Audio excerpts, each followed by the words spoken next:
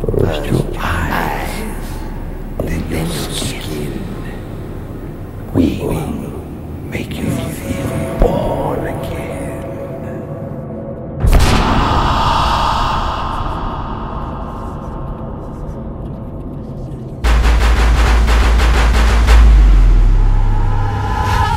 Good evening. I'm King Diamond. I'm here to tell you the story of the Puppet Master.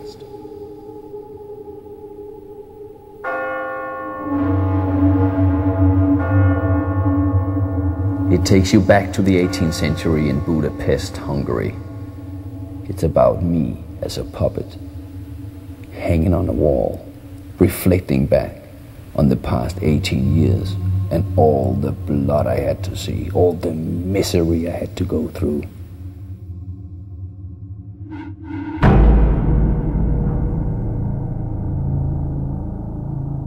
We're in Budapest, in Hungary. It's the 18th century.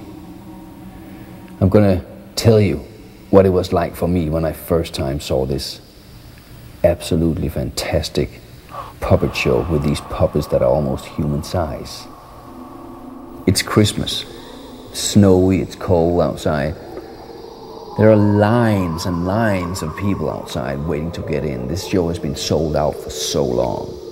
The people are waiting to get into the theater. I'm there in line, and it's dark and cold, perfect night for a Christmas show. When I finally get in there, sit among the people, there is this strange, tense feeling as we are waiting, anticipating the curtain to fall.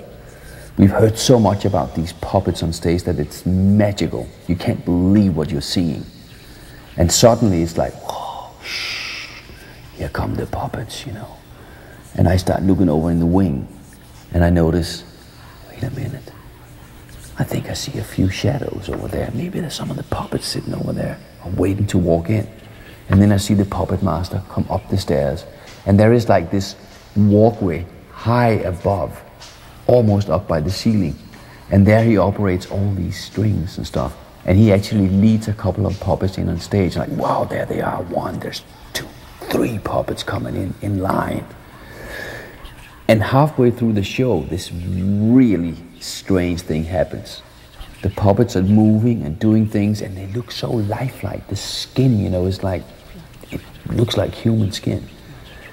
And suddenly the puppet master, he drops all the strings.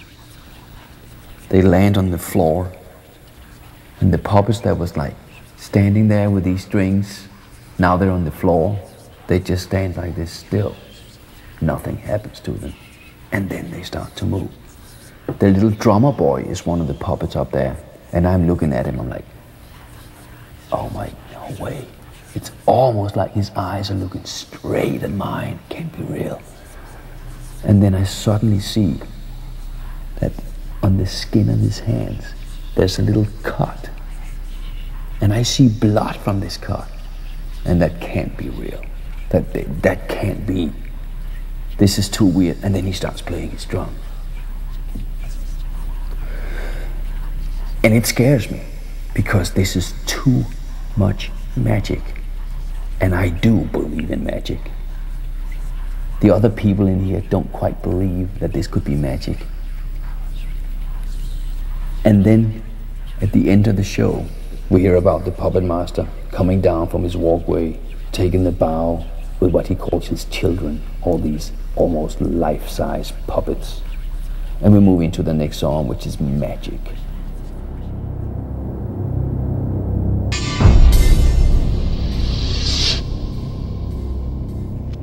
It's after the show, it's outside, it's cold, it's damp. I've just gotten outside the door. Victoria, who is another main character in the story, has walked out on the other side. And we're standing there just waiting, and the people are walking out of the theater. They're all heading for home. And they, like I said before, they don't believe that what they saw was magic. But we do, both of us. And for some weird reason, we are getting drawn to each other, looking into each other's eyes, realizing that we have everything in common that we would want to have in common.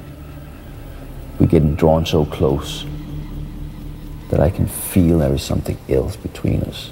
There's some kind of, I would call it evil, surrounding especially me. I feel something on my shoulder, as if one of the spirits from the theater has come out with me and is now sitting on my shoulder, a puppet spirit, whispering in my ear with its cold breath, telling me to kiss her. Kiss Victoria. And I do. Kiss Victoria. And that's the seal of our eternal love. Kiss. Towards the end of Magic, you hear about the fact that Victoria has gone to the theater alone one night when I couldn't come along, and she never returned. So I realized that something is wrong. I have got to go to the theater and find her. There is something wrong here. There is something wrong here.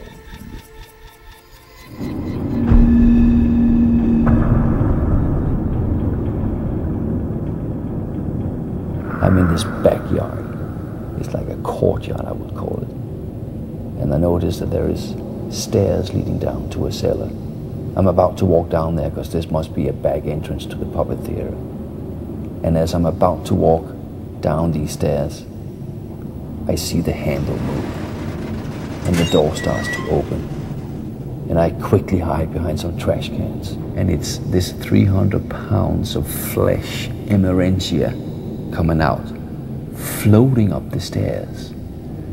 She gets up there, I'm looking, what is she doing? What is this? And then I see this knife shining in the moonlight. I see her walk over to this cart, this kind of thing that you pull after you on two wheels, that you can carry things on. I see her grab that, and I see this big knife suddenly flicker in the moonlight. And I'm wondering, where is she going with that knife? She walks out through the gates, and I follow her. Without her seeing me, I follow her through these narrow streets of Budapest.